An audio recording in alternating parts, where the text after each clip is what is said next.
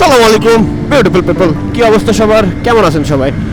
আচ্ছা, ঘটনা হচ্ছে যে আমার এক ফ্রেন্ড চট্টগ্রাম থেকে আসতেছে, গত পরশুদিন রওনা দিয়েছে, এখন পর্যন্ত পৌঁছাইতে পারে নাই। স্ট্যান্ডে এসে পৌঁছাইছে, কল দিছে, এখান থেকে 11 কিলোমিটার মাত্র। তো বাবা বলতেছে যে আয় একটু নিয়ে যা। তো আমরা আসছি অনেকদিন পরে লাগাতে, তো ভাবলাম বাসায় আসি, একটু যাই নিয়ে আসি। এই হচ্ছে অবস্থা। এখান থেকে 13-14 কিলোমিটার দূর, অলমোস্ট 10-12 মিনিট লাগবে যেতে হয়তো, কারণ আমি ট্রেনেই যাব। রাস্তা ফাঁকা, আর এই সময় টানতে অনেক বেশি ভালো লাগে। তারপরে আমার গাড়ি সার্ভিসিংয়ে দিয়েছিলাম, এখনও মাথা লাগাই কমপ্লিট করতে পারে নাই, এমনি বেরোয় পড়ছি। আর যাই ঘুরে আসি, এসে তারপরে লাগাবো। আর এই মিটার, শুধুমাত্র মিটারটাই লাগাই দিয়েছি স্পিড দেখার জন্য আর কি, নাহলে অনেক সময় স্পিড না দেখলে গাড়ি চালাতে ভালো লাগে না। আর সবচেয়ে মজার ব্যাপার হচ্ছে যে মাথা ছাড়াই গাড়ি চালাতে বেশি ভালো লাগতেছে এখন। আর এই কর্নারিং করে যা মজা ভাই, সেই সেই সেই। আর নতুন বল রেসার লাগাইছি, ঘাড় আগের চেয়ে একদম ইজি হয়ে গেছে। আগে তো গাড়ি একদিকে চলে যেত, এখন ভাই প্রথমত রকেট, দ্বিতীয়ত পকেট, টান হবে উড়াধুরা। এ চাচা রাস্তা পারাও দেখা, এই যে টেসলা, টেসলা নিয়ে যত ঝামেলা।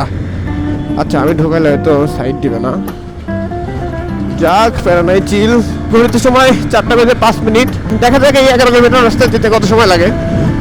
আই হোপ বেশি সময় লাগবে না, কারণ আমি প্রথমত এই সময় রাস্তাটা ফাঁকা থাকে, আর দ্বিতীয়ত আমার থ্রোটল 100 হবে ইনশাল্লাহ। তারপরেও সাবধানে বাইক রাইড করতে হবে, কারণ এই রোডটা প্রচুর পরিমাণে টেসলা চলে, আর টেসলা চললে সেই রাস্তায় আপনার সবসময় 100% সেফ রাইড করতে হবে, কারণ টেসলার রাস্তার কোনো আইন কানুন মানা লাগে না। রাস্তায় টেসলার আইন কানুন মেনে চলে, যেখানে ইচ্ছা পার্কিং করে দিবে, যেখানে ইচ্ছা ইউটার্ন মেরে দিবে, যেখানে ইচ্ছা ব্রেক করে দিবে। আর কচ্ছপের গতিতে যখন ওভারটেক করবে তখন তো আপনি পুরাই বিলা। এই যে ওর দাঁড়ায় আছে, কোনো হুঁশ নাই, কথা বলতে বলতে টানে চাপাই দিবে ভাই, আর আপনি একদম মাথা নিয়ে আকাশে। ভাই গাড়ি যে পরিমাণে ফ্রি হয়েছে, মানে এত মজা লাগতেছে টান দিয়ে। কুইক থ্রোটল লাগালে কি হবে বাপরে, সামনে চাকে হাওয়া নাই নাকি, টাইট হয়ে।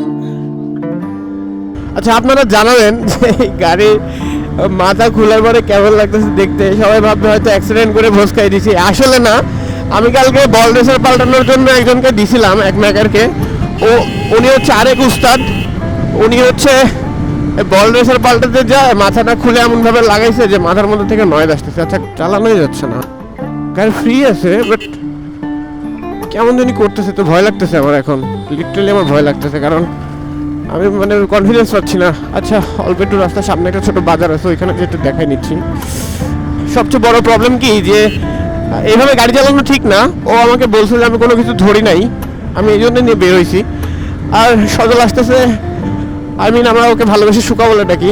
ও বেচারা আসতেছে অনেক কষ্ট করে। না না না না না না না না না না না না না না না না না না, টানা যাবে না, টানা যাবে না, কোনো একটা কিছু সমস্যা হচ্ছে। আরে একদিক চলে যাচ্ছে। এই নাটটা লুজ দিলেই কিন্তু ও এই জিনিসটা খুলে ঠিক করে রাবারটা নিচে লাগাই দিতে পারতো। ঠিক আছে, কেমনে যে কি করে পোলা পান, আমি তো একটা জিনিস বুঝি না। আবার একজনকে দিছিলাম মাথাটা খুলতে, সে করছে কি গ্যাটিস দিছে জায়গায় জায়গায়। এই হচ্ছে টেসলা, টেসলার কোনো নিয়ম লাগে না, যেভাবে ইচ্ছা সেভাবে চলে। আরে মানুষজন আমাকে সার্কাসের জোগাড় ভাবতেছে ভাই, শুধুমাত্র গাড়ির মাথা নাই জন্যে। আর ভাবতেছে হয়তো যে আমি কোথাও অ্যাক্সিডেন্ট করে ভাগতেছি। ব্রেক করলে একদিক চলে যাচ্ছে গাড়ি, কি একটা সমস্যার মধ্যে বললাম। এই বাজার পর্যন্ত কষ্ট করে যাই সামনে। এই দেখেন, এটা হচ্ছে টেসলার অবস্থা, দেখছেন? গতকালকে বল রেসারটা চেঞ্জ করছি, আর একটা মেকারকে দেখাইলাম, মানে লুজ হয়ে গেছিলো, চালানোই যাচ্ছে না। আবার একটু টাইট করে দিল, বাট চালানো তো কষ্ট হয়ে যাচ্ছে এখন যা দেখতেছি। ভাই বাংলাদেশে কি ভালো মানে ভালো মানের কোনো মেকার আছে? আমার মনে হয় না কোথাও আছে ভাই।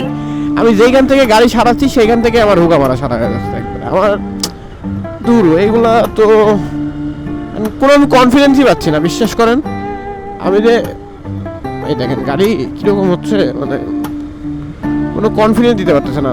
যেদিকে আমি একটু টান নিচ্ছি না, ওইদিক চলেই যাচ্ছে। আবার সোজা করার জন্য শক্তি দেওয়া লাগতেছে। বল রেসারটা চেঞ্জ করতে, বুঝছো?